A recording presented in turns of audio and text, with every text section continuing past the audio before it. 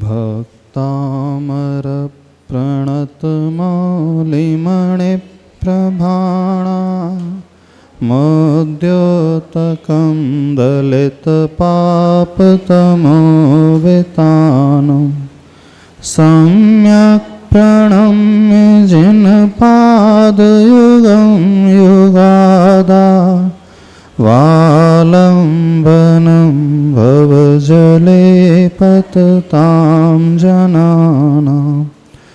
देवादिदेव 1008 श्री आदिनाथ भगवान की, पूज्य आचार्य प्रवर श्रीमानंद स्वामी जी महाराज की, गुरुनाम गुरु आचार्य भगवान श्री ज्ञान सागर जी महाराज की, संत श्रोमणी आचार्य भगवान गुरुदेव श्री विद्यासागर जी महाराज की।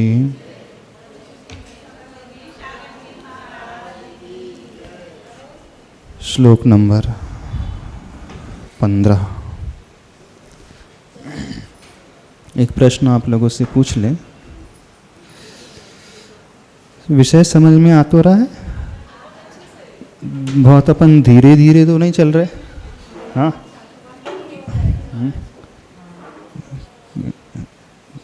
कुछ शिकायत तो नहीं कि हम ज़्यादा धीरे चल रहे हैं? हाँ, ज़्यादा तेजी से तो नहीं चल रहे? अब ऐसा और पूछ ले। चातुर्मास तक? हाँ, अब देखो कहाँ होता है, जहाँ भी होगा, जितना भी होगा, यही। हाँ, आप लोगों की भावना बहुत अच्छी है, हम भी चाहते हैं आप लोगों की भावना पूर्ण हो जाए।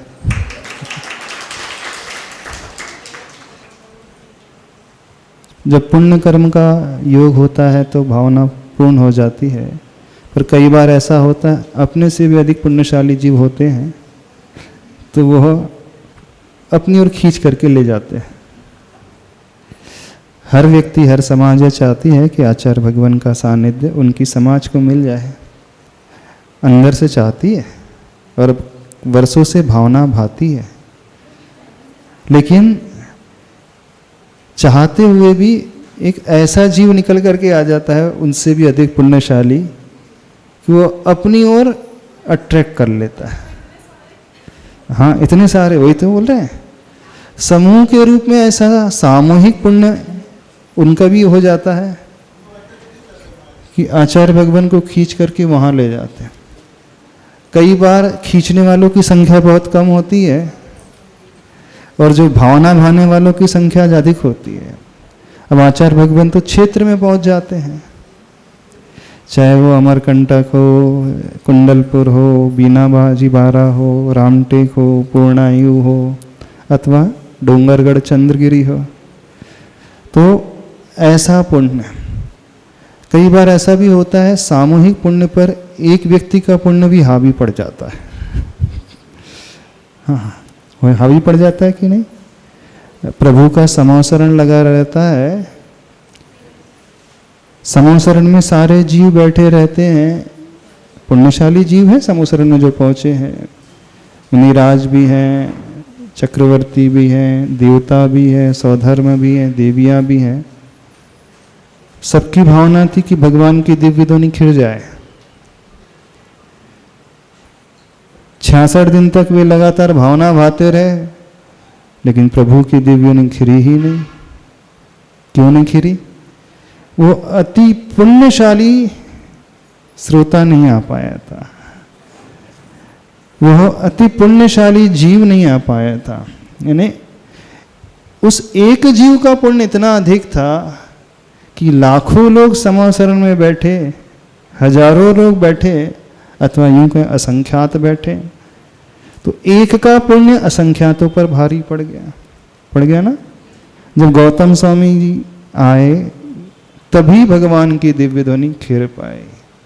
तो ऐसा हो जाता है, कई बार संख्या बल भी पीछे रह जाती है एक विशेष पुण्यशाली के निमित्त के आगे। तो आप लोग अपने भीतर से एक ऐसा पुण्यशाली जीव पैदा कर लो, बिल्कुल, कि आचार्य भगवान यही कह लें कि अभी तो 3 मुनिराज 5 चुल्लक जी और आ जाए, ज़्यादा मुनिराजों का समागम मिल जाए, मिल भी सकता है। 3 की जगह 5 भी मिल सकते हैं। हाँ, 3 की जगह 5 भी मिल सकते हैं, नहीं मिल सकते? बहुत अच्छे से दीदी बताएंगे, दीदी से पूछ लेना। हाँ, तो अधिक का सानिध्य भी, बड़ों का भी सानिध्य मिल सकता है, क्योंकि जब पुण्य ज़्यादा बढ़ जाएगा तो छोटी गाड़ी निकल जाएगी और बड़ी गाड़ी भी आ जाएगी। ऐसा भी तो हो सकता है। हो सकता है कि नहीं हो सकता? क्यों राजेश जी, नहीं हो सकता?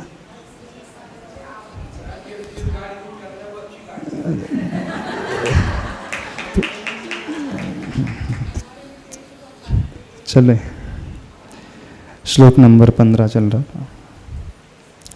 चित्रं किमत्र यदि ते त्रिदशाङ्गनाभिर्नीतं मनागपि मनो न विकारमार्गं कल्पान्तकालमरता चलिताचलेन किं मन्दराद्रिशिखरं चलितं कदाचित्।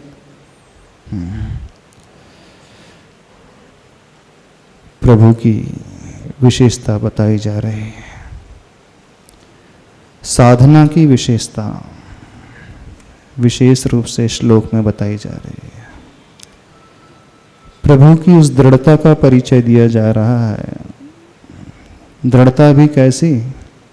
सुमेरु पर्वत की भांति। सुमेरु पर्वत से ज़्यादा दृढ़ और कुछ नहीं हो सकता। सुमेरु पर्वत को कोई हिला नहीं सकता, कंपायमान नहीं कर सकता। ऐसे ही संकल्प भी होते हैं। संकल्प बाहर से नजर नहीं आता है। जो हम धारणा बना लेते हैं, ठान लेते हैं, सोच लेते हैं, भले ही वो बाहर से नजर ना आए, लेकिन यदि व्यक्ति सोच ले तो उतनी ही दृढ़ता जितनी सुमेरु की होती है उस व्यक्ति में भी आ सकती है, और हमारे भीतर भी आ सकती है। क्यों आ सकती है हम सबके भीतर? क्योंकि हम जिसकी उपासना कर रहे हैं वे प्रभु उस दृढ़ता को लिए हुए बैठे हैं। तो जो हमारे उपास्य हैं, आराध्य हैं, इतने दृढ़ चित्त वाले, स्थिर रहने वाले, चलायमान नहीं होने वाले, प्रतिकूलता का अंबार बाहर लगा है फिर भी कोई अंतर उनके संकल्प में नहीं आ रहा, तो उनकी साधना इस प्रकार की है। जब हम अंतरंग से उन्हें स्मरण करेंगे, गुणों की ओर दृष्टि लाएंगे, यही गुण हमारे भीतर भी आ सकता है और पंचम काल में भी आ सकता है। ऐसा नहीं समझना ये गुण मात्र चतुर्थ काल में ही आ सकता है, आज भी हो सकता है। हो सकता है, नहीं हो सकता? किस गुण की बात चल रही है? उस ब्रह्म की बात चल रही है, ब्रह्मचर्य की बात चल रही है, शील स्वभाव की बात चल रही है। आज भी आ सकता है, असंभव नहीं है आज भी। एक उदाहरण आता है, पंचम काल का उदाहरण, जानते हो किसका? विजय सेठ। विजय सेठ नहीं, चौथे काल की बात है। सेठ सुदर्शन भी चौथे काल की बात हो गई। आचार्य जिनसेन स्वामी जी का, जिनसेन स्वामी जी, उनके बारे में प्रचलन है कि जन्म से वे दिगंबर ही रहे, वस्त्र उन्होंने कभी पहने ही नहीं। ऐसी ही किंवदंती आती है कि यथाजात वो जीवन भर बने रहे, जन्म से लेकर अंत समय तक। ऐसा बहुत दुर्लभ प्रसंग मिलता है, शायद तीर्थंकरों का भी नहीं, महापुरुषों का भी नहीं। क्या महापुरुष तीर्थंकर तो एक्सेप्शन हो गए, अपवाद हो गया। ऐसा बहुत दुर्लभ देखने में आता है, वो भी पंचम काल में, कि जिस जीव ने इस शरीर पर कभी वस्त्र डाले ही ना हो, इस तन को कभी ढका ही ना हो, 11 वर्ष की उम्र में ही वो दीक्षित हो गए थे। और उन आचार्य परमेष्ठी ने ऐसी दृढ़ता से उस ब्रह्म की साधना की, लोग आश्चर्यचकित हो गए। कौन सा ग्रंथ रचा था? महापुराण। पढ़ा है आप लोगों ने महापुराण ग्रंथ? कितने लोगों ने पढ़ा है? आदि पुराण भी उसमें आ जाता है, 24 तीर्थंकर भगवान का चरित्र उसमें आ जाता है। जब वह चरित्र रचा गया और उसका प्रचार प्रसार चारों ओर फैलने लगा, जिन लोगों ने इस ग्रंथ को पढ़ा उनके मन में संदेह उत्पन्न हो गया। क्यों संदेह उत्पन्न हो गया? क्योंकि उसमें ऐसे श्रृंगार रस का वर्णन, इतना अधिक श्रृंगार रस का वर्णन सामान्य श्रावक भी जो नहीं जानता है, सामान्य श्रावक जो कल्पना नहीं कर सकता है, जो वो सोच नहीं सकता है, ऐसी सोच आचार्य जिनसेन स्वामी जी की रही। जब उन्होंने श्रृंगार रस का वर्णन किया, स्त्री का श्रृंगार कैसा होता, पूरे शरीर का वर्णन किया, नख से लेकर शिख तक। जब पूरे राज्य में वो ग्रंथ की बातचीत चलने लगी, तो अन्य मतावलंबी जो थे, राजा के मंत्री आदि, उनके मन में संदेह पैदा हो गया। क्या ऐसा संभव है? जो व्यक्ति ऐसे ग्रंथ को रच रहा है, इस प्रकार से लिख रहा है, इस प्रकार से प्रकृति का वर्णन कर रहा है, इस प्रकार से सौंदर्य का वर्णन कर रहा है, इस प्रकार से प्रत्येक कार्य का, क्रियाकलाप का वर्णन कर रहा है,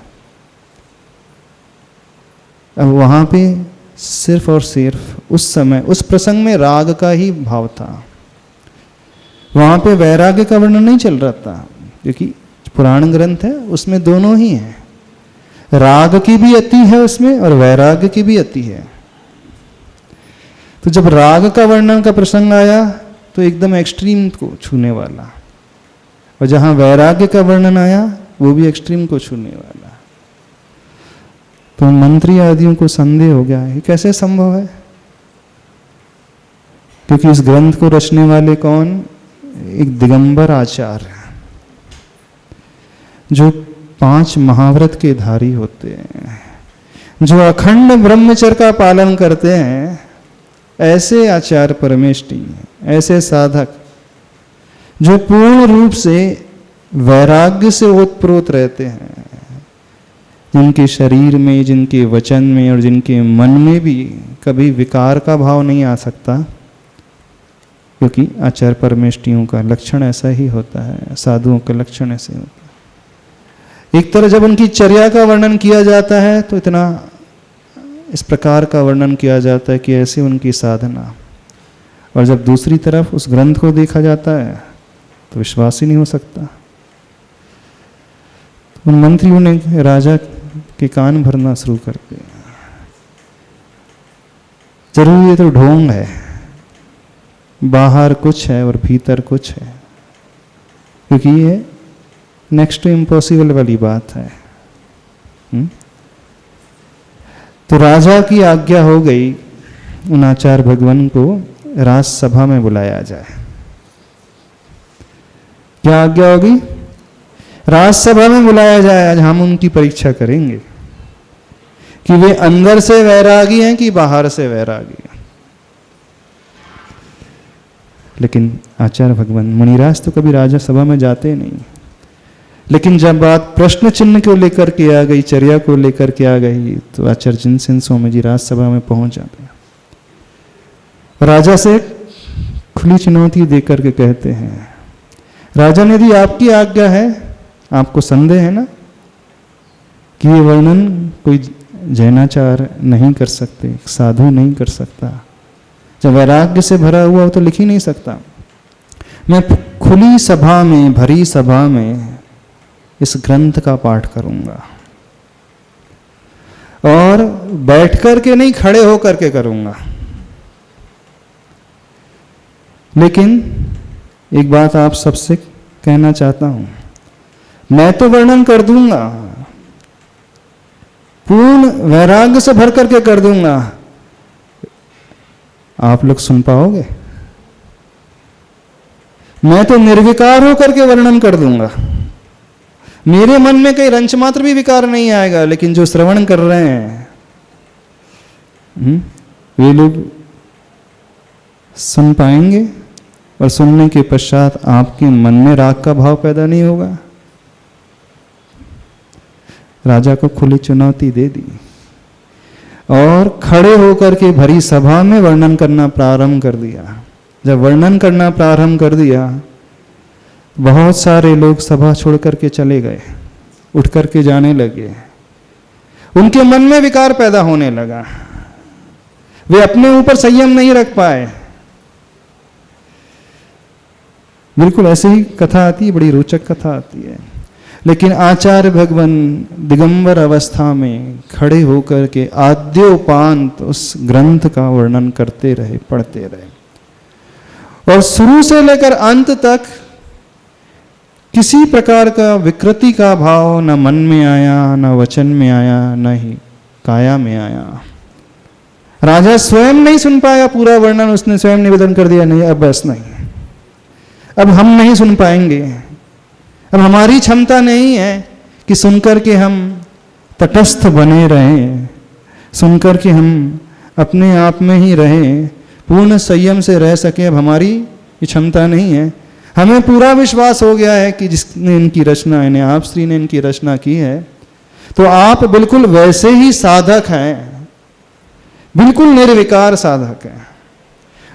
राज सभा में जाकर के उन्होंने अपनी साधना की सिद्धि की थी, साधना का परिचय दिया था। चौथे काल की घटना नहीं बता रहे हैं, पंचम काल की घटना का वर्णन कर रहे हैं। आज भी महापुराण ग्रंथ का स्वाध्याय हर एक के लिए नहीं बताया जाता है। वो ही स्वाध्याय करे जो प्रौढ़ है, जिसकी दृढ़ता है, अथवा करे तो उस रंगारस को छोड़ करके करे।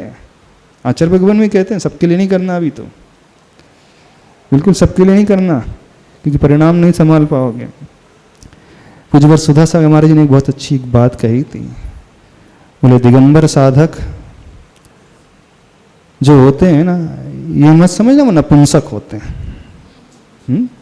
वो ब्रह्मचर्य की साधना करने वाले होते हैं। कोई उन्हें ये ना समझे कि इस जीवन में रह नहीं सकते, सारे पुरुषार्थ करना नहीं जानते हैं, इस कारण कायरों की भांति यहां पर आ गए, मोक्ष मार्ग में आ गए, दीक्षा ग्रहण कर ली। तो मोक्ष मार्ग में बढ़ने वाला जो है, ऐसा नहीं है कि भिखारी था तो खाने पीने के लिए नहीं था तो यहां पर आकर के वो दीक्षित हो गया।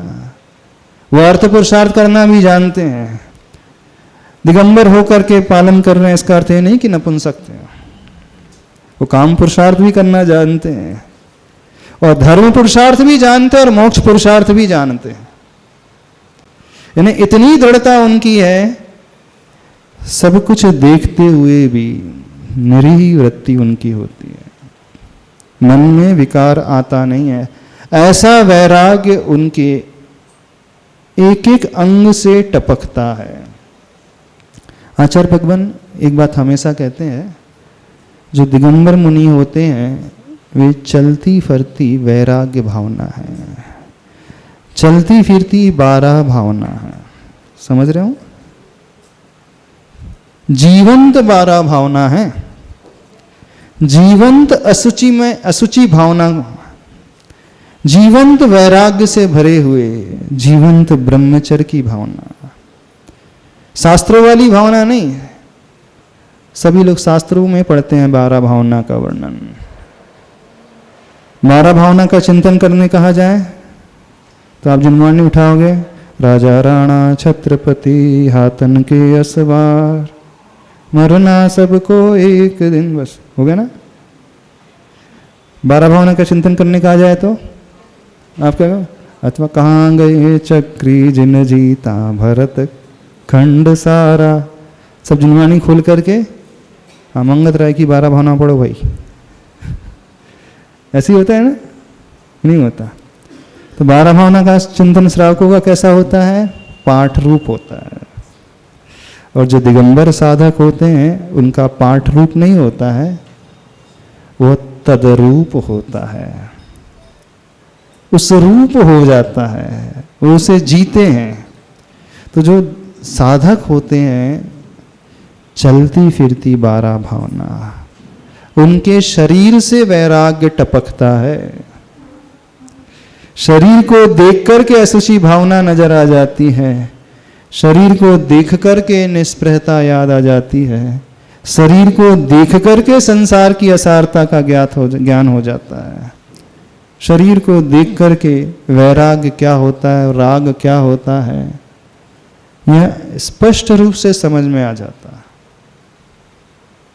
समझ में आ रही है बात कि नहीं आ रही समझ में? तो आज इस पंचम काल में भी ऐसी साधना की जा सकती, हो सकती है, बस संकल्प चाहिए भीतर का।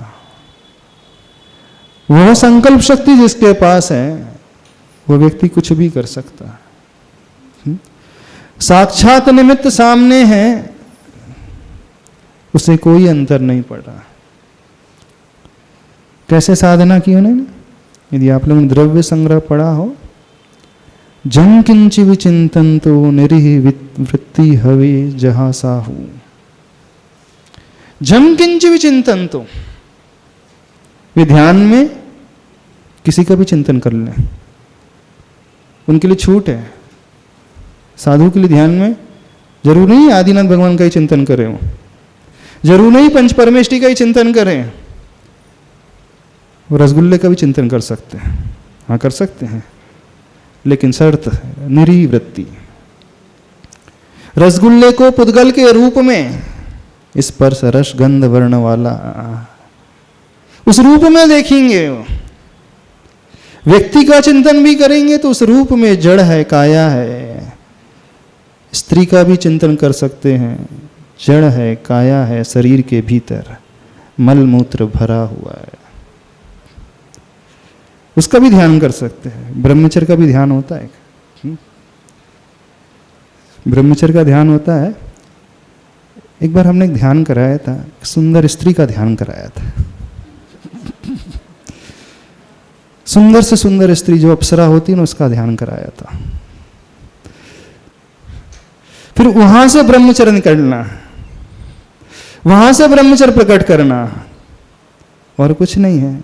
वे क्या देखते हैं, आप उस स्किन की लेयर को देखते हैं, वो स्किन के अंदर वाले हिस्से को देखते हैं, और कुछ नहीं। छोटी सी बात आपको बता देते हैं। बहुत पहले एक मूवी देखी थी हमने, शायद उसका नाम था पुष्पक। उसमें जो हीरो था, हाँ एक हीरो था, उस घर में ही उसके साथ डैडी थे, वो पैरालाइज थे, बेड से उठ नहीं पाते थे। वो अपने पिता की पूरी चर्या करवाता था, शुद्धि कराता था, लेट बाथ कराता था, और वो उस मल को मिठाई के डब्बे में पैक करके बाकायदा उसमें स्प्रे करके बस स्टॉप पे छोड़ करके आ जाता। देखी घटना। अब एक व्यक्ति ने देखा मिठाई का डब्बा रखा है, और जैसे ही उसने मिठाई के डब्बे को उठाया, बड़ा प्रसन्न हुआ कि सुगंध भी आ रही है, और घर लेकर के गया और खोला। खोलते ही क्या आया उसमें, क्या नजर आ गया? काजू कतली। काजू कतली नहीं, टॉयलेट जाते ना, स्टूल, मल, बस। अब वो तुरंत उसने फेंक दिया। अब नेक्स्ट डे वो स्टॉप पे आता है, फिर वही घटनाक्रम, वो हीरो डब्बा लेकर के आता है, बस दूर से जैसे ही डब्बे को देखता उसको उल्टी आने प्रारंभ हो जाती। सपोज, अब आपके लिए हम पूछ रहे हैं, आप किसी पार्टी में जा रहे हो और आपके साथ छोटा बच्चा उस समय पॉटी कर दे, कहीं स्थान नहीं मिले आपको, क्या करोगे? हो सकता है आप भी ऐसे ही कर दो जो डब्बा मिला। और किसी ने ऐसा कर दिया और आपके साथ वो डब्बा आ गया, आप घर लेकर के आ जाओ, क्या भाव होंगे आपके मन में? जब तक आपको पता नहीं था तब तक तो सोच रहे थे आप गिफ्ट पैक मिला है मिठाई का, जैसे आप खोलोगे फिर उस गिफ्ट पैक को लाइक करोगे? क्यों नहीं लाइक करोगे मिठाई के डिब्बे को? कोई लाइक करेगा उसे, पसंद करेगा? क्यों नहीं पसंद करेगा? कारण हमें बता दो, बस हम कारण जानना चाह रहे हैं। कारण बताना, क्यों नहीं पसंद करोगे उसे? क्या है उसके अंदर? मल है। नहीं, बाहर से तो बहुत अच्छा दिख रहा है, पूरी काजू कतली की शेप वाला है और पूरा वैसी वैसी कवर है जैसा, पूरा उसी शेप में। कोई पसंद नहीं करेगा ना? किस लिए पसंद नहीं किया जाएगा? उसके अंदर मल है। आपको उसमें अच्छा सेंट एंड छिड़क करके स्प्रे करके दे दिया है, उसमें गुलाब का फूल लगा करके दे दिया जाए तो तब तो ले लोगे? नहीं लोगे? सोने का वर्क, अच्छा क्या बोलते प्रवचन में बहुत सारे लोग बोलते, मत फिसलो ऊपर की सफाई पर, वर्क सोने का लगा है गोबर की मिठाई पर, है ना? ऐसे ही है ना? पसंद करेगा उस मिठाई को जिसमें सोने का वर्क लगा हो, अंदर गोबर नहीं है। गोबर तो फिर भी बहुत अच्छा होता है। अब ह्यूमन बीइंग का मल है, मनुष्य का मल है। कल्पना कर सकते हैं कितने लोग?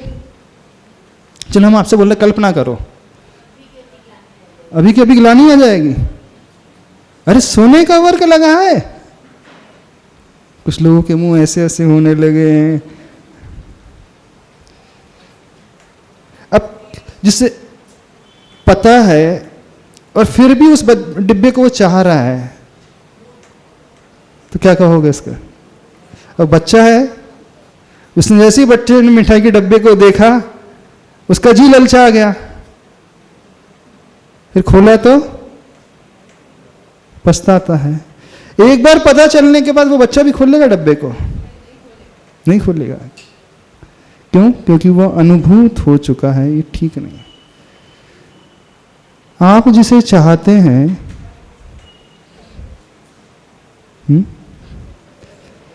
क्या उसके अंदर वो ह्यूमन मन नहीं भरा है? उस डब्बे के अंदर नहीं भरा है? जो उस मिठाई के डब्बे में तो 1 kg का पैक था वो। अब इस कंटेनर में कितना भरा हुआ है? आपके कंटेनर में कितना भरा हुआ है? हाँ, कितना भरा है? डॉक्टर बता देंगे।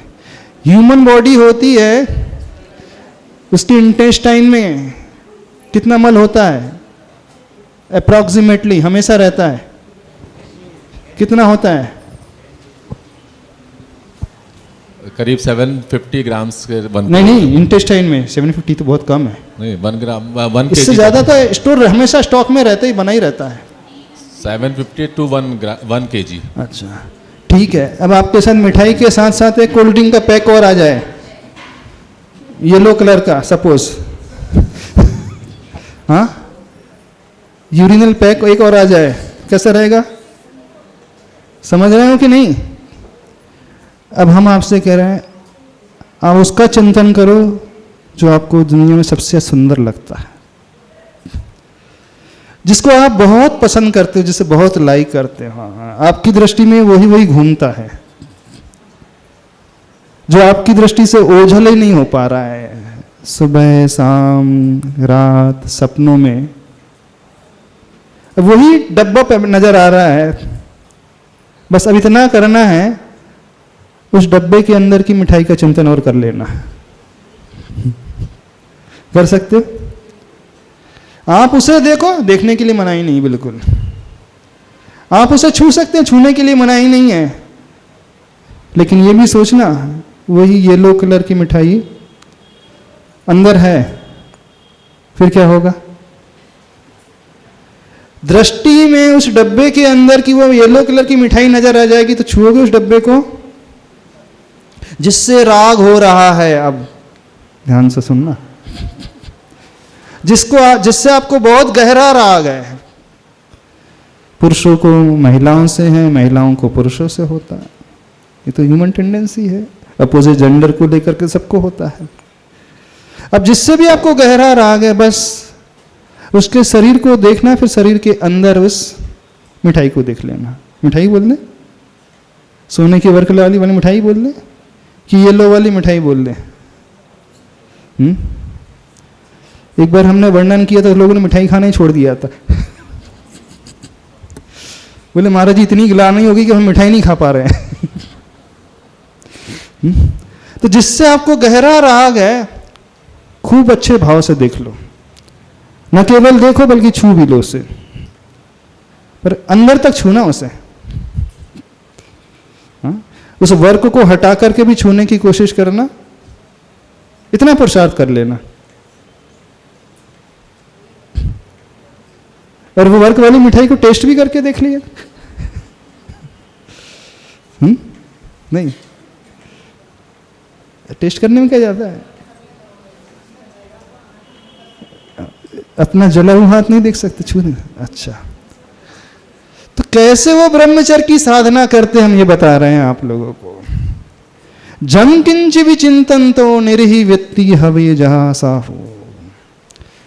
उस स्त्री का चिंतन करते हुए भी उनकी वृत्ति में वह निरीहपना रहता है, यानी वो चमड़ी नहीं नजर आती है, वो वर्क नजर नहीं आता है, वर्क के अंदर जो पीलापन है वो नजर आता है। जो अंदर पीला भरा हुआ है, बस आप उस पीलेपन को, उस मल को देखने लगोगे। मल को देख लेना, फिर यूरिन को देख लेना। कल्पना करना जिसे आप बहुत अच्छे से चाहते हो, उसके फेस में से नाक से मल बाहर तक आ गया है, होंठ तक आ गया है। हाँ, उस सुंदर पुरुष अथवा सुंदर स्त्री को आप जैसे चाह रहे हो, अब कौन सी सर्दी जुकाम ज़्यादा हो गया है, जैसे छोटे से बच्चों का मल यहाँ से यहाँ तक आ जाता है और जीभ भी ऊपर पहुँच जाती। ग्लानि होने लगी, कई लोग सुन नहीं पा रहे हैं। इन्हें विषय भोगते समय ग्लानि नहीं होती है। अब जब सही स्वरूप का वर्णन किया जा रहा है तो इसमें ग्लानि क्यों होने लगी? उस चेहरे को सामने ला लो। सभी के लिए नियम है, सभी स्त्रियों के लिए नियम है, अपने अपने पति का स्मरण करना है, लेकिन नाक कमल यहां से यहां तक हो, होंठ तक आ गया। ये सर्दी ज़्यादा हो गई है और जीभ अचानक टच भी कर रही है, फिर भी उसे चाहोगे? क्या प्रॉब्लम है? जो अभी तक छिपा हुआ तो वो प्रकट हो गया, और क्या हुआ? हो नहीं सकता ऐसा? अच्छा, ऐसा इमेजिनेशन कर सकते हैं? हम बोल रहे ना, आप खूब याद करो अपने पति देव की, खूब याद करो अपनी पत्नी की, अथवा और जिसकी याद करना है आपको उसकी छूट दे रहे, चलो सबकी छूट दे रहे हैं आपके लिए। आप जिसे पसंद करते हो, ऑफिशियल अनऑफिशियल, चलो उसकी भी छूट दे रहे। और स्पष्ट और खुल करके बोल रहे। क्यों? जितने पुरुष बैठे हैं, ऑफिशियल हो अनऑफिशियल हो, उसका भी चिंतन कर सकते हो। चलो, पर चिंतन हमारे हिसाब से करना, अपने हिसाब से मत करने बैठ जाना, तो गड़बड़ हो जाएगी बात। तो आज सभी महिला वर्ग के लिए नियम है, एक सामयिक करना 15 मिनट की, ज़्यादा नहीं, और अपने पति का चिंतन करना है। और सभी पुरुष वर्ग के लिए ये नियम है, 15 मिनट की समय करना है, अपनी पत्नी का चिंतन करना है, लेकिन वर्क सहित और वर्क निकले हुए अवस्था का चिंतन, और वो नाक से बहते हुए मल का चिंतन, और जो पूरे पिंपल्स हो गए हैं उसमें से ब्लीडिंग हो रही है और वो मक्खियां भिन भिना रही हैं, उसमें मक्खियां भिन भिना रही हैं, भिन भिनाई नहीं रही, उसमें छोटे छोटे कीड़े हो जाते हैं। उस दिन डॉक्टर साहब आए थे, बोले ऑपरेशन करके आए हैं, कितने कीड़े निकले थे नाक नोज से इसके? हाँ 168 छोटे छोटे कीड़े, वो ऑपरेशन करके आए थे। 168 कीड़े नाक से निकाल करके आए हैं वो, चलते हुए, अलाइव, मरे हुए नहीं। और साइज कितने थे? इल्ली होती, इल्ली, हाँ मैगट्स ही कहलाते ही मैगट्स हैं। हाँ इल्लियां मूवेबल थी ना वो, मूवेबल, हाँ चलती हुई हैं।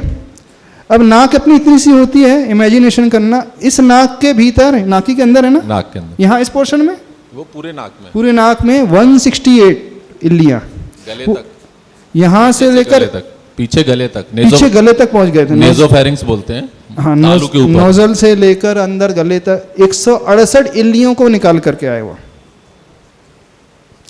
बाप रे, याद आ गए।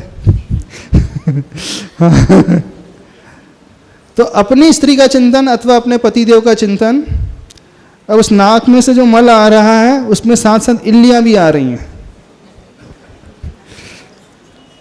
वैसे देखा जाए महाराज जी तो मेडिकल साइंस में तो हम लोग इतना गंदा गंदा सब कुछ देखा रहता है, फिर भी वैराग्य नहीं आता। फिर भी वैराग्य नहीं आता। हाँ गजब है आपकी दृढ़ता, मानना पड़ेगा। मानना पड़ेगा कि दृढ़ता मानना पड़ेगा, इतना देख करके भी वैराग्य नहीं आता। तो 15 मिनट की सामायिक का नियम सबके लिए, आज ज़्यादा नहीं है सामायिक हमारे हिसाब से। सबको सामायिक में अपने पतिदेव का चिंतन करना है, अपनी पत्नी का चिंतन करना है, अपने गर्लफ्रेंड का चिंतन करना है और बॉयफ्रेंड का चिंतन करना है। चलो और खोल दे, ठीक है, लेकिन चिंतन हमारे एंगल से करना है। हाँ, नाक में से मल यहाँ तक आ गया, होंठ तक, और इल्लियाँ आ रही हैं। किस करना चाहते हैं उसको? किस भी कर लेना, चलो। कुछ लोग सोच रहे होंगे महाराज जी आप माइक से क्या क्या बोले जा रहे हैं, सोच रहे होंगे ना। क्यों? अच्छा, जो हम आपको बता रहे हैं उससे राग बढ़ रहा है कि वैराग्य बढ़ रहा है, थोड़ा सा बताना। राग बढ़ रहा है उसके प्रति, अपने पति के प्रति राग भाव। हाँ, अच्छा, किसी और के प्रति राग, जो बहुत सुंदर बैठी है महिला, जो बहुत सुंदर पुरुष बैठा है, जो आप सबके सामने तो नहीं अकेले में देखना पसंद करते हो जिसे। हाँ, अच्छा, खुद को भी नहीं देख सकते? क्यों नहीं देख सकते? अरे बढ़िया पैकिंग है, काजू कतली का डिब्बा है, वर्क लगा है सोने का फर्स्ट क्लास, बस अंदर जो है पीली वाली मिठाई है, स्टूल वाली मिठाई है, तो राग पैदा हो जाएगा। इसे कहते हैं अशुचि भावना। आप लोग पढ़ते हो, नौ द्वार बहे घिनकारी, फिर असी देह करे के म्यारी, पढ़ करके बंद। हाँ, हो गई हमारी भावना, आपकी अशुचि भावना हो गई ना। क्या पढ़ते हो? नौ द्वार जो होते हैं, मल द्वार होते हैं, उससे मल बहता रहता है, लेकिन किसी को घृणा पैदा ही नहीं होती है। हम बहुत सोचते, इतनी बार अशुचि भावना का पाठ करते लोग, लेकिन किसी को शरीर से अशुचि का भान ही नहीं होता है। किसी का राग कम ही नहीं हो रहा है, बल्कि राग और बढ़ते जा रहा है 12 भावना के बाद। थोड़ा हमारे तरीके से करना, हमारे तरीके से आज अशुचि भावना का चिंतन। महाराज जी, लेकिन अगर ऐसा होता जाएगा तो प्रोपोगेशन ऑफ जनरेशन कैसे होगी महाराज जी? एक तरफ तो अपन बोल रहे हैं कि 4 बच्चे होना चाहिए। अच्छा, अरे जिनके 4 बच्चे हो चुके हैं उनकी तो बात कर रहे हैं, जिनके हो चुके हैं, जिनका फुल स्टॉप हो चुका है, उनकी बात कर रहे हैं। चलो अभी तो राग कम कर दो, अब तो वैराग्य का भाव ला। आदिनाथ भगवान का श्लोक पढ़ रहे हो, स्तुति पढ़ रहे हो, चित्रं किमत्र यदि ते, क्या है? हाँ, त्रिदशांग नावीर, अब हम बोल रहे हैं अप्सरा का चिंतन करना, सबसे सुंदर मेनका का चिंतन करना। मेनका की उर्वशी, कौन सी अप्सरा? उर्वशी। बहुत सारी अप्सराओं के नाम आते हैं हिंदू मैथोलॉजी के अनुसार। उर्वशी आ गई विश्वामित्र की, मेनका आई थी। हाँ, तो मेनका भी एक उर्वशी भी आती है ना। हाँ, जो भी आती है वो XYZ नाम ने क्या रखा है। हाँ, उसका चिंतन कर लो। लेकिन करना कैसे? नाक से मल यहाँ तक आ गया, होंठ तक आ गया है, और जो पूरा स्टूल भरा हुआ है वो बाहर निकल करके आ रहा है, और नाक के मल के साथ 150 इल्लियाँ भी आ रही लाइन से, और वो पिंपल्स है उसमें से ब्लीडिंग हो रही है, और मक्खियाँ भिन भिन आ रही हैं। खुला ऑफर, आप जाकर किस कर लो। ठीक है? फिर डॉक्टर साहब बढ़िया है ना। अरे हम मन से ऑफर दे रहे हैं आपको खुला। हाँ, जितना राग आप बढ़ाना चाहो बढ़ाने की छूट है आपको, चलो। नहीं तो फिर वैराग्य पैदा हो कर लो अपने भीतर। किस बल पर आचार्य जिनसेन स्वामी जी खड़े होकर के श्रृंगार रस का वर्णन करते रहे, मन में रंच मात्र भी विकार नहीं आया। बस इसी बल पर, इसी असुचि भावना के बल पर वो देवांगनाएं नृत्य करती रही, फिर भी आदिनाथ भगवान को रिझा नहीं पाई, उनका मन डोल नहीं पाया। सुमेरु पर्वत की भांति वे अचल बने रहे। किस बलबूते पर? बस इसी भावना के बलबूते पर, और कोई रास्ता नहीं है। करो चिंतन, हो जाएगा कल्याण, हो जाएगा। व्रत का पालन बहुत अच्छे से हो जाएगा।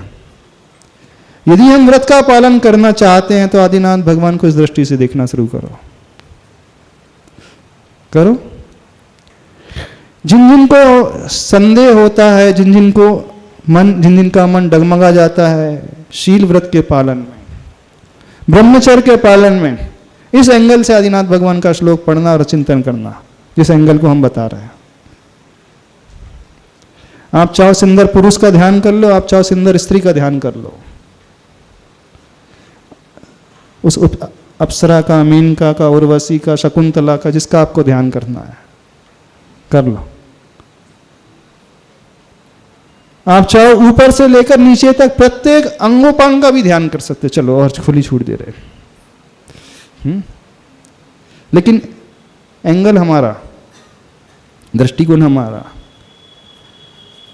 स्किन लेयर कितनी mm की होती है, चमड़ी कितने mm की होती है? बस चमड़ी की को निकाल करके चिंतन करना है।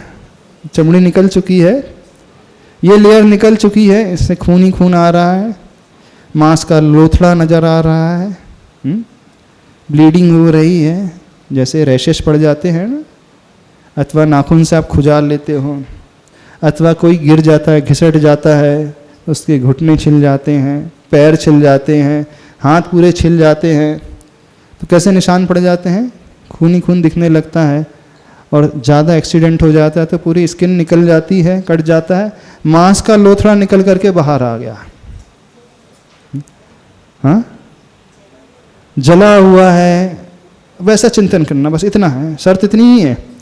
वो जो आँख है वो आँख बाहर आ गई है, होंठ है पिंक कलर के, अब पिंक कलर के साथ मांस भी बाहर लटक रहा है, नाक के साथ मल भी बाहर आ रहा है, और नाभि के साथ वो यूरिन भी बाहर आ रहा है, और वो लेट्रिन भी बाहर आ रही है।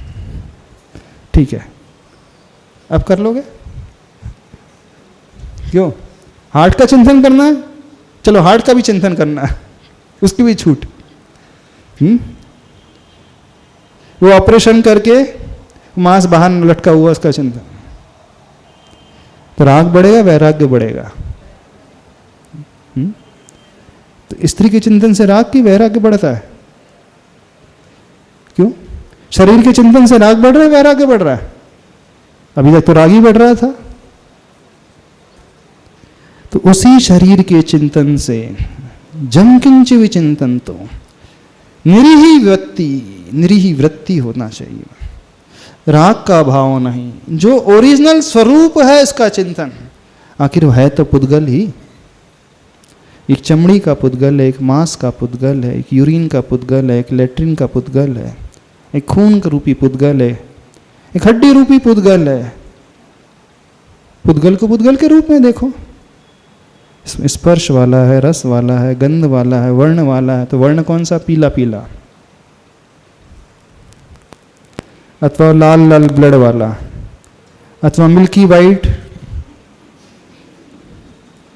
मिल्की वाइट, येलोइश थोड़ा सा, यही नहीं डॉक्टर? और जो इल्लियां हैं उनका कलर सेम मैच हो जाती, ऑफ वाइट, वो ऑफ वाइट। कितने लोग चिंतन करेंगे आज सामायिक में 15 मिनट? कोई नहीं कर पाएगा। क्यों नहीं कर पाओगे? शाम का भोजन छूट जाएगा। हाँ, तो एक दिन भोजन छूटने दो। जितनी भी बहुएं हैं उनको पति का चिंतन करना है, अपने अपने पति देव का चिंतन करना है। करके देखो तो सही एक बार। अच्छा, 12 भावना भाना चाहिए कि नहीं? रोज पाठ करना चाहिए कि नहीं 12 भावना? कितनी महिलाएं रोज 12 भावना का पाठ पढ़ती हैं? कितने लोग 12 भावना रोज पढ़ते हैं? नहीं पढ़ते हैं। कभी कभी तो पढ़ते हैं ना, व्रतों में पढ़ते हैं, संडे अंडे को पढ़ते हैं, संडे को पढ़ लेते हैं। तो आज असुचि भावना को पढ़ लो। क्या ये असुचि भावना नहीं है? ये वाली ज्यादा इफेक्टिव कि जो आप पढ़ते हो वो इफेक्टिव है? हाँ हाँ, प्रैक्टिकल वाली करो ना। पढ़ने वाली क्या कर रहे हो? इन्हें पढ़ करके राग और बढ़ा रहे हो। तो ऐसी 12 भावना से क्या मतलब? कि 12 भावना का फल क्या होता है? तीर्थंकर भगवान जो है अपने घर से निकल जाते हैं, दीक्षा ले लेते हैं। ये होता है ना, वो एक ही बार जीवन में भाते हैं और अपने महल को छोड़ करके, भवन को छोड़ करके वन की ओर चले जाते हैं। और आप रोज मंदिर में भाते हो, मंदिर को छोड़ करके अपने घर पहुंच जाते हो। रोज पढ़ते हो, अपने घर पहुंच जाते हो। ऐसा जिसका चिंतन गहरा हो जाएगा, उस व्यक्ति के लिए क्या पुरुष, क्या स्त्री, क्या सुंदरता, क्या कुरूपता, क्या नृत्य की अवस्था, क्या रोने की अवस्था, कोई फर्क नहीं पड़ेगा। उसे रिझाने का कितना भी प्रयास किया जाएगा, उसे फर्क ही नहीं पड़ेगा। क्यों? क्योंकि वो देख रहा है जिसके भीतर छिपा हुआ है, जो असलियत है। तो उस भावना में तीर्थंकर भगवान सिर्फ असुचि भावना का चिंतन, उस ध्यान में उस रूप का चिंतन। फिर देखो, आपके सामने ढेर सारे निमित्त भी खड़े हो ना, कोई भी फर्क नहीं पड़ेगा। विकृति का भाव आएगा ही नहीं, क्योंकि आप उस मूल अवस्था को देख रहे हैं। यही पुरुषार्थ है। तो आचार्य जिनसेन स्वामी जी ने और कुछ नहीं किया था। बढ़ चढ़ के श्रृंगार रस का वर्णन उन्होंने लिखा, पढ़ा। शरीर के एक एक अंगोपांग का उन्होंने वर्णन किया इस महापुराण ग्रंथ में। और कौन सी स्त्री का वर्णन किया? जिसकी शादी हुई थी। उस स्त्री के सुंदरता का वर्णन किया, नख से लेकर शिख तक एक एक अंगोपांग का। मजाल है, लेकिन एक क्षण के लिए भी राग का भाव आ गया। पूरी राजसभा में पढ़ते रहे, कोई अंतर नहीं आया। जिन्होंने सुना उन्हें तो फर्क पड़ गया, उन्हें अंतर आ गया, उनका राग भाव जागृत हो गया। लेकिन इनका वैराग इतना दृढ़, इतनी ब्रह्मचर्य की साधना, पढ़ते रहे, कोई अंतर नहीं। तो ये प्रभु आदिनाथ प्रभु इस प्रकार के हैं। समझ में आ रहा है? नहीं समझ में आ रहा है? अब इस श्लोक को कैसे पढ़ोगे? हाँ, भक्तामर श्लोक को कैसे पढ़ोगे? इस 15 नंबर श्लोक का कैसे पढ़ोगे? चित्रम किम्मत ऐसी। हाँ, आप लोग भी शायद अप्सरा को देखते होंगे। हाँ, अप्सरा नाच रही है भगवान के आगे, तो उसी में अटक जाते होंगे। ऐसे उसमें अटक जाते। कौन से दृश्य में अटक जाते? ज्ञानी और अज्ञानी में यही अंतर है। ज्ञानी उसी दृश्य से वैराग्य का पाठ सीखता है, अज्ञानी उसी दृश्य से राग का पाठ सीख लेता है।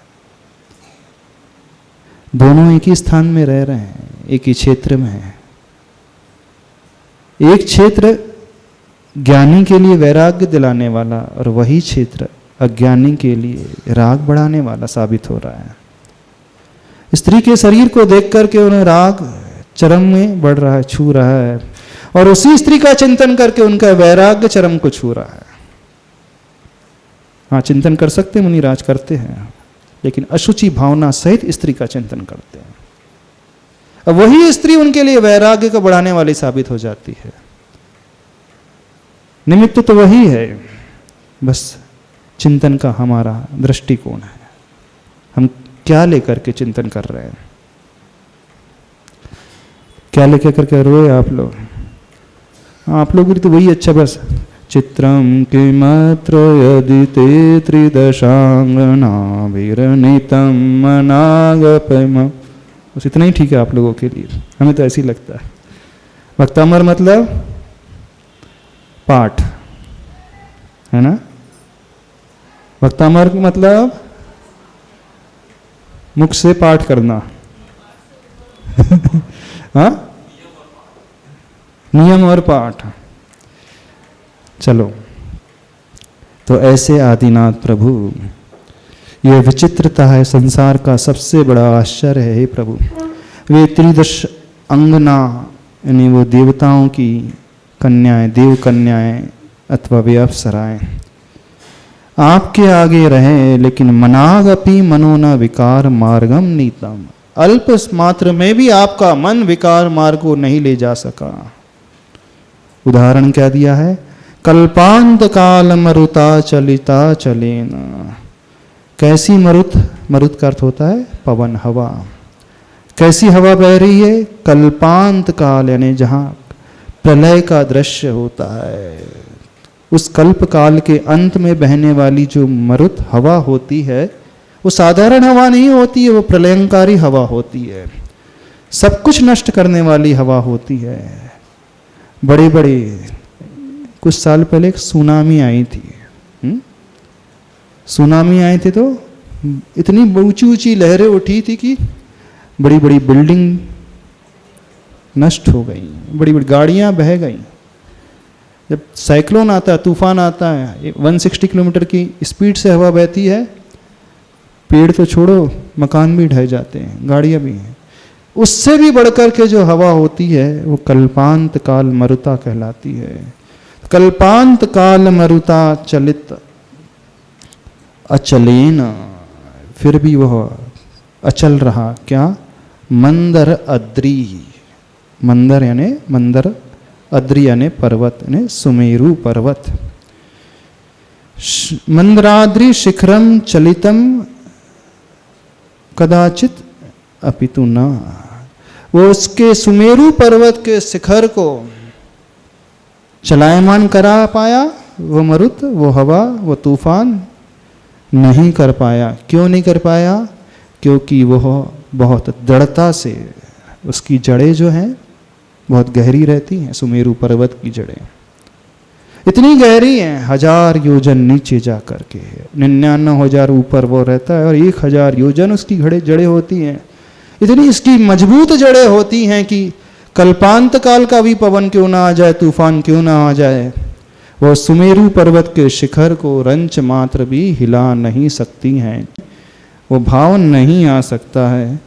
जिस प्रकार वह सुमेरु पर्वत की जड़ें होती हैं, अथवा वह सुमेरु पर्वत अडिग होता है, स्थिर होता है, अचल होता है, क्योंकि पर्वत का एक नाम अचल भी है। पर्वत का संस्कृत में नाम क्या होता है? अचल, यानी जो चलायमान नहीं होता वो अचल कहलाता है।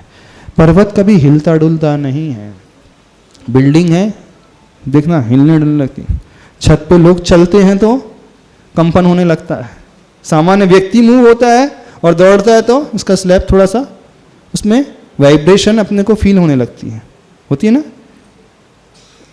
इवन बहुत स्पीड में वो डीजे तेजी से बज रहा हो तो भी वो कंपायमान जैसे होने लगता है ना। इतने से में मकान जो है हिलने लग जाते हैं। हाँ, लेकिन वह सुमेरु पर्वत उस प्रलयंकारी हवा आने पर भी वो अचल रहा।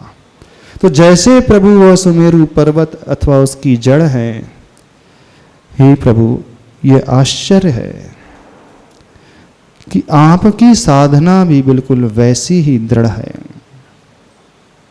आप भी कभी चलायमान नहीं होते हैं। कब की बात की जा रही है? जब निमित्त बहुत उत्कृष्ट है, छोटा मोटा निमित्त नहीं, सामान्य निमित्त नहीं। देव कन्याएं हैं अथवा वो देव वल्लभाएं हैं, देवांगनाएं हैं, वो नृत्य कर रही हैं आपके चारों ओर, लेकिन आपका मन विकृत थोड़ा भी, मनागपी भी नहीं हो रहा है, थोड़ा भी नहीं हो रहा है। ये बहुत बड़ा आश्चर्य है। यानी जिसकी ऐसी साधना हो जाती है, सबसे बड़ी साधना कहलाती है शील की साधना, ब्रह्मचर्य की साधना। इससे बड़ी साधना दुनिया की कोई नहीं होती है। ब्रह्मचर्य की साधना के आगे सारी साधना फीकी होती हैं। इसी साधना के बलबूते पर अतिशय सारे प्रकट होते हैं। क्यों विशल्या का जल औषधि वाला, स्नान वाला जल औषधि को गुण को लिए हुए था। अनंगसरा की पर्याय में 3000 वर्ष तक उसने शील की साधना की थी, स्त्री होते हुए भी की थी। और उसका प्रताप कि उससे शरीर से प्रवाहित होने वाला जल औषधि बन जाता था। बिल्कुल उसी साधना का प्रताप था, और कोई नहीं था प्रताप। कोई देवों के द्वारा दिया हुआ वरदान नहीं था। पूर्व में जो साधना उसकी ब्रह्मचर्य की, शील की साधना थी, उसी का प्रताप। तो ये सबसे बड़ी साधना होती है शील की साधना। जिसने इसे प्रकट कर लिया अपने भीतर, समझना उसने सारा संसार जीत लिया। धन है प्रभु, ये आपकी ऐसी साधना है। बस इस गुण को लेकर आदिनाथ भगवान की स्तुति करें हम, फिर देखिए हमारा भी व्रत निर्दोष पलेगा, अतिचार रहित पलेगा, दोष नहीं लगेंगे। निमित्त आने पर भी दोष नहीं लगेंगे, निमित्त सामने रहने पर भी कोई उसमें प्रभाव नहीं पड़ेगा। क्या पूछना? महाराज जी, निमित्त को नेग्लेक्ट करके नहीं काम हो सकता है कि उसको इतना बुरे तरीके से ही प्रेजेंट करना जरूरी है। निग्लेक्ट नहीं कर सकते उस चिंतन में, उस निमित्त को निग्लेक्ट कर दिया जाए। निमित्त को निग्लेक्ट नहीं किया जा रहा है। जो राग है, राग को कम कैसे किया जाएगा उसका तरीका, सोल्यूशन बताया जा रहा है। नहीं, निमित्त को निग्लेक्ट करके सोल्यूशन नहीं आ सकता कि उसको इतना बुरा ही सोचना जरूरी है कि उसके अंदर के ये है। आज तक आपने अपने तरीके से सोचा ना, फिर भी वैराग्य क्यों नहीं आया? तो नहीं आया। हाँ, निमित्त को रख करके चिंतन किया, निमित्त को कई बार देखा, फिर भी राग कम क्यों नहीं हुआ? क्योंकि उसको निग्लेक्ट नहीं किया कभी भी। अपने आपने सही एंगल से सोचा ही नहीं। जगत काय स्वभाव व संवेग वैराग्यार्थम। वैराग्य की वृद्धि जो होती है शरीर के चिंतन से होती है, काय के चिंतन से होती है वैराग्य की वृद्धि। आचार्य प्रवर उमा स्वामी महाराज श्री कहते खूब अच्छे से चिंतन करो, जिसे आप प्रेम करते हो उसका चिंतन कर लो, जिसे आप चाहते हो उसके शरीर का चिंतन करो, ऊपर से लेकर नीचे तक करो, लेकिन चमड़ी निकाल करके करना। बस इतना ही कह रहे हैं। समय आपका हो गया, इतना ही रखें। बोले देवादिदेव श्री आदिनाथ भगवान की। जावा